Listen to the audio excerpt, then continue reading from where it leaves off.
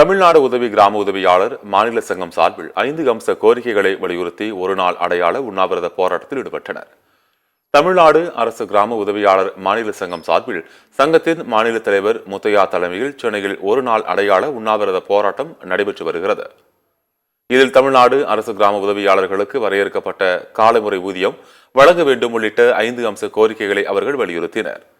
தங்களது கோரிக்கைகள் நிறைவேற்றும் வரை அடுத்தடுத்து போராட்டங்கள் தொடரும் எனவும் தெரிவித்துள்ளனர்.